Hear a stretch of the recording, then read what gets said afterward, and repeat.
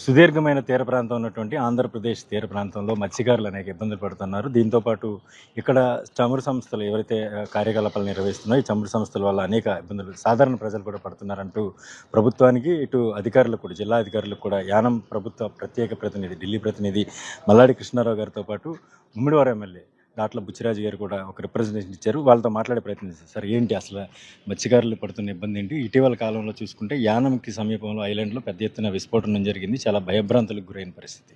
ఎటువంటి అభ్యర్థన చేయబోతున్నారు? ప్రభుత్వం నుంచి ఎటువంటి స్పందన రావాలని కోరుకుంటున్నారు? ఇప్పటి వరకు అది రిలయన్స్ కంపెనీ వచ్చినా, జిఎస్పిసి వచ్చినా, ఓఎన్జీసీ వచ్చినా మత్స్యకారులకి పైప్ లైన్ వేసేటప్పుడు నష్టపరిహారం ఇవ్వడం, అలాగే ప్రాజెక్ట్ కాస్ట్లో ఈజ్ 1% చెప్పిన సిఎస్ఆర్ ఫండ్ ఇచ్చి ఆ మిగతా నియోజకవర్గాల్లో అందరికీ పనికొచ్చేలాగా డెవలప్మెంట్ కార్యక్రమాలు చేయడం జరుగుతోంది.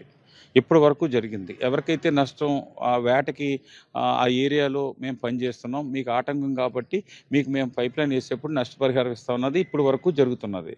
కానీ ఆగస్టు 22వ తారీఖున జరిగినది ఆ విధంగా కాదు. అది ఒక పైప్ లైన్ అంతా కూడా నివ్వెత్తున ఎంతో హైట్ వరకు కూడా మంటలు వచ్చి, ఆ మంటల నుంచి వచ్చిన మంటలు దగ్గరగా 3-4 కిలోమీటర్ల వరకు కూడా ఆ మంటలు ఎగిరిపడి అక్కడ ఉన్న మడడుగులు కానీ, మామూలుగా ఫారెస్ట్లో ఆ ఏరియా అంతా కూడా దెబ్బతిన్నది. అలాగే అక్కడ ఈ ఒక ఆయిల్ తెట్లాగా వచ్చి ఫిష్ కానీ అన్నీ కూడా తేలిపోవడం, ఆయిల్ లాగా ఏరియాలో తేలిపోవడం అన్నది ఇమీడియట్గా కలెక్టర్ ఇన్స్ట్రక్షన్ తోటి ఫిషరీస్ డిపార్ట్మెంట్ ఇమీడియట్గా దాన్ని అంతా కూడా ఎక్కడి వరకు వెళ్ళింది ఏంటన్నది వాళ్ళంతా రిపోర్ట్ రెడీ చేశారు.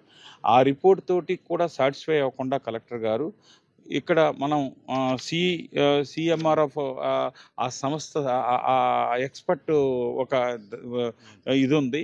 ఆ ఎక్స్పర్ట్ వారి ద్వారాగా అక్కడ ఉన్న ఎక్స్పర్ట్స్ తోటి రిపోర్ట్ అంతా కూడా సబ్మిట్ చేయించారు. వాళ్ళు 10-15 రోజులు ఏరియా అంతా కూడా తిరగడం జరిగింది.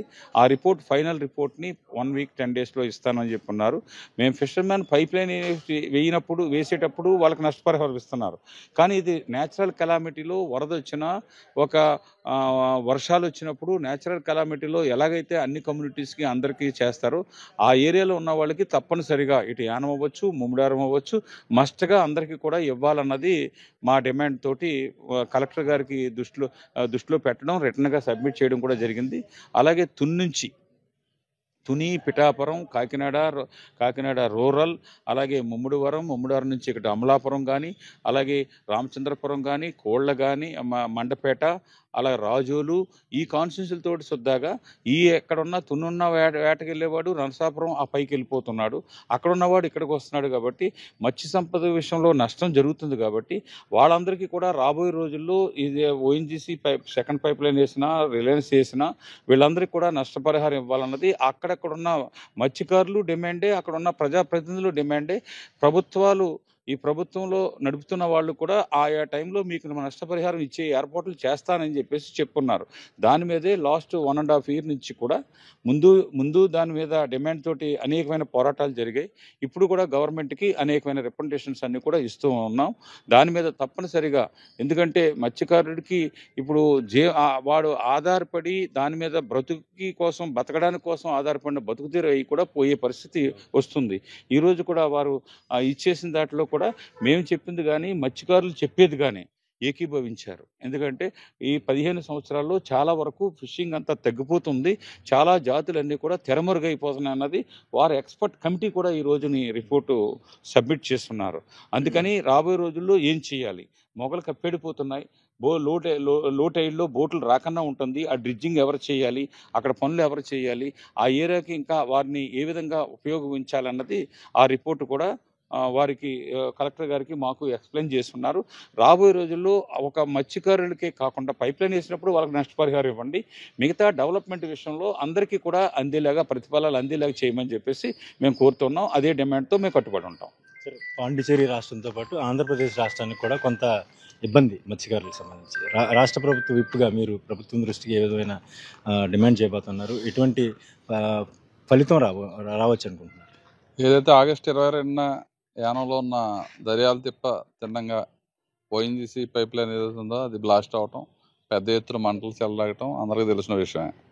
మరి అటువంటి తరుణంలో కలెక్టర్ గారి దృష్టిలో పెట్టడం, కలెక్టర్ గారు కూడా ఈరోజు అంటే అప్పుడే దానికి వెంటనే ఎంక్వైరీ చేసి CMFRI డాక్టర్ జో అనే సైంటిస్ట్ బృందాన్ని పిలిపించి ఆగస్టు 30 తారీఖున వచ్చారు వాళ్ళు. ఆ బృందం పూర్తిగా ఏదైతే చుట్టుపక్కల గ్రామాల్లో అన్ని గ్రామాల్లో పర్యటించి దానివల్ల ఎంతవరకు నష్టం జరిగింది, అంటే 10 లక్షల 12 లక్షల క్యూసిక్లు వాటర్ పైనుంచి ఫ్లో వెళ్తుండగా జరిగిన విషయం అది లేకపోతే యానం వరకు కూడా మంటలు ఎగసిపడేంత ప్రమాదం అది.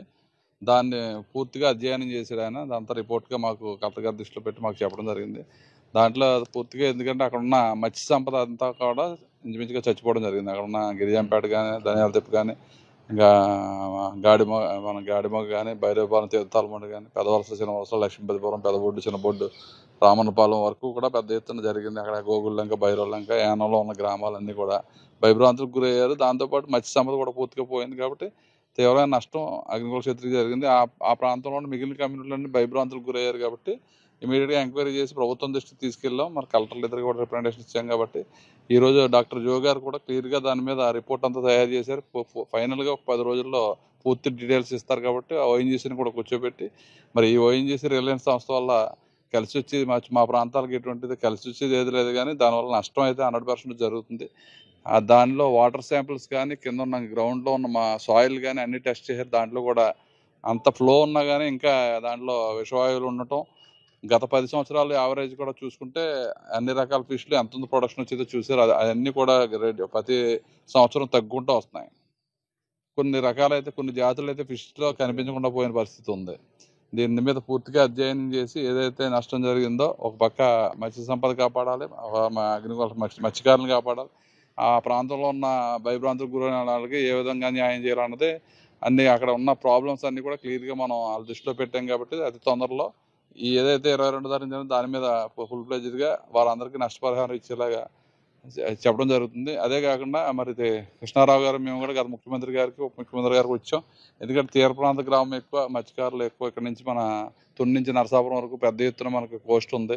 పెద్ద ఎత్తున ఇక్కడ ఏ ఇండస్ట్రీస్ వచ్చినా డైరెక్ట్గా ETS లేకుండా సముద్రంలో వదిలేయడం వల్ల మత్స్య సంపద పోతుంది. కాబట్టి ఎటువంటి ఇండస్ట్రీస్ వచ్చినా ఇటువంటి మత్స్యకారులు అందరినీ కూడా ఆదుకోవాలనేది మా ప్రధాన కాన్సెప్ట్గా మరి గత 4-5 నెలల నుంచి ముఖ్యమంత్రి గారి దృష్టిలో అందరి దృష్టిలో కూడా పెట్టాం. కాబట్టి ఎటువంటి ఇండస్ట్రీ వచ్చి దాన్ని సముద్రంలోకి వదిలినా దాని ఎంతో కొంత మత్స్యకారులకు బెనిఫిట్ చేయాలి. దానివల్ల సంపద తగ్గిపోవడం వల్ల వాళ్ళ కుటుంబాలు వేదన పడుతున్నాయనే ఉద్దేశంతో మేము కూడా కలెక్టర్ గారి దృష్టిలో పెట్టాం. తొందరలో ఏదైతే మన జరిగిన ఇన్సిడెంట్ ఉందో దానికి పూర్తి అధ్యయనం చేసి వాళ్ళకి నష్టపరిహారం ఇచ్చి ఏర్పాటు చేస్తాం.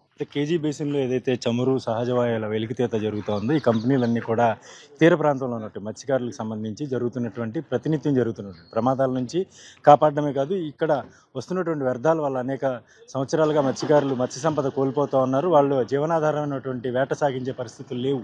సో దీని మీద పూర్తిగా అధ్యయనం చేయడానికి అంటే ఇటీవల ఒక ప్రమాదం కూడా జరిగింది. ఈ ప్రమాదం నేపథ్యంలో ఇక్కడ ఎటువంటి చర్యలు చేపడితే మత్స్యకారులకు ఎటువంటి ఇబ్బంది ఉండదనే దాని మీద ఒక కమిటీ కూడా వేయడం జరిగింది. ప్రభుత్వం ఆ కమిటీ రిపోర్ట్ ఆధారంగా రానున్న రోజుల్లో మత్స్యకారులతో పాటు అక్కడ జీవనం సాగిస్తున్నటువంటి ఇతర సామాజిక వర్గాలకు కూడా ఎటువంటి ప్రమాదం ఇబ్బంది లేకుండా వారి జీవనోపాధికి ఎటువంటి ఇబ్బంది లేకుండా చర్యలు తీసుకునేందుకు ఇటు పాండిచేరి ప్రభుత్వం అటు ఆంధ్రప్రదేశ్ ప్రభుత్వం కూడా చర్యలు తీసుకోవాలనేది ప్రజాప్రతినిధుల డిమాండ్గా తెలుస్తోంది. హలో, తెలుగు రాజ్యం ఛానల్ చూస్తున్నారా? సామాజిక రాజకీయ జీవన చిత్రణే తెలుగు రాజ్యం. అతిశయోక్తులు అసత్యాలు ఉండవు. రాజకీయ కోణం కాదు, ప్రజా కోణమే కొలబద్ద. తెలుగు రాజ్యం వీక్షణ నీ ఉత్తమ అభిరుచికి నిదర్శనం.